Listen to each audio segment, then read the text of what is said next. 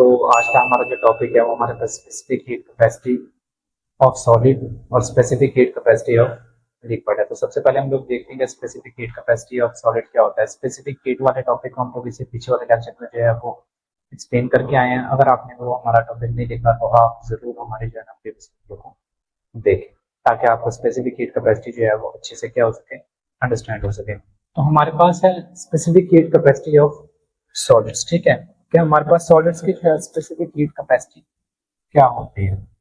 तो हमारे पास specific heat capacity of solid is the amount of heat energy need to increase the temperature of 1 kg of a substance by 1 Celsius और 1 kelvin.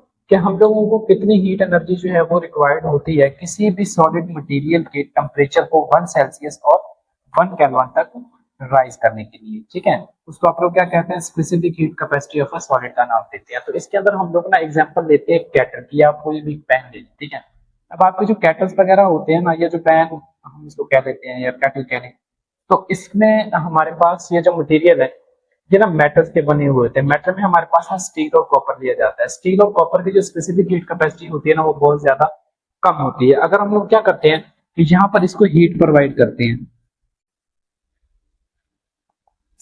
क्यों heat provide की, तो हमारे पास ये जो केटल है वो बहुत ही जल्द क्या हो जाती है, गर्म हो जाती है। लेकिन इसका जो हैंडल होता है ना हमारे पास, वहां पर हम लोगों ने या तो वुड लगाया हुआ होता है या हम लोगों ने कोई प्लास्टिक लगाया हुआ होता है, जिसकी स्पेसिफिक हीट कैपेसिटी जो है हमारे पास क्या होती है, बहुत ज्यादा होती है। ठीक है, तो हमारे पास वो इस हीट की वजह से जल्दी से हीट अप नहीं आता, तो आप इजीली उसको यहाँ से पकड़ कर जो है इसके अंदर पानी है या कुछ भी आपके पास जो चीज है उसको क्या कर सकते हैं, बाहर निकाल सकते हैं।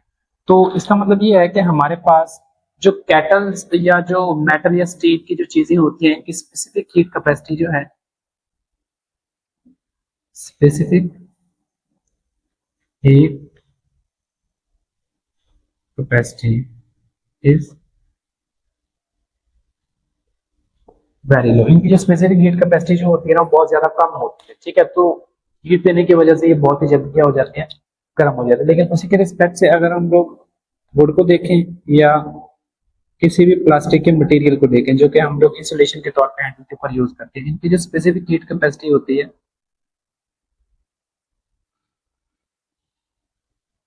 Specific heat capacity is very high है। ठीक है, तो इनकी जो स्पेसिफिक हीट कैपेसिटी होती है वो बहुत ही ज्यादा हाई होती है। तो ये हमारे पास होता है specific heat capacity of a solid, और ये डिफरेंट मटेरियल के लिए हमारे पास क्या होती है, डिफरेंट होती है। उसके बाद हमारे पास है specific heat capacity of a liquids. के लिक्विड्स की जो स्पेसिफिक हीट कैपेसिटी हमारे पास क्या होती है, तो इसकी डेफिनेशन है the amount of heat energy need to raise the temperature of liquid. कि हमें कितनी हीट एनर्जी रिक्वायर्ड होगी किसी भी लिक्विड के टेंपरेचर को 1 सेल्सियस और 1 केल्विन तक राइज करने के लिए। इसको हम क्या कहेंगे, specific heat capacity of a liquid का नाम दे देंगे। ठीक है, अब लास्ट लेक्चर में हम लोगों ने जो है एक्सप्लेन भी किया था, ये बताया भी था कि हमारे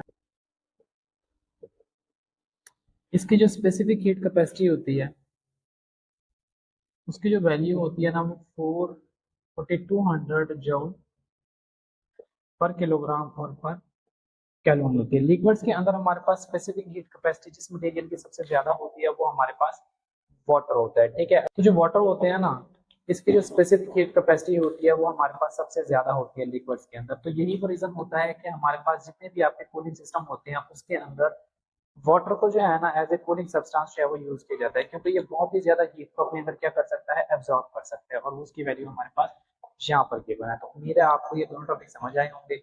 मजीद हमारी न्यू आने वाली वीडियोस के लिए हमारे चैनल को जरूर सब्सक्राइब करें, ताकि हमारे आने वाली वीडियो सबसे पहले आप लोगों को मिल सके।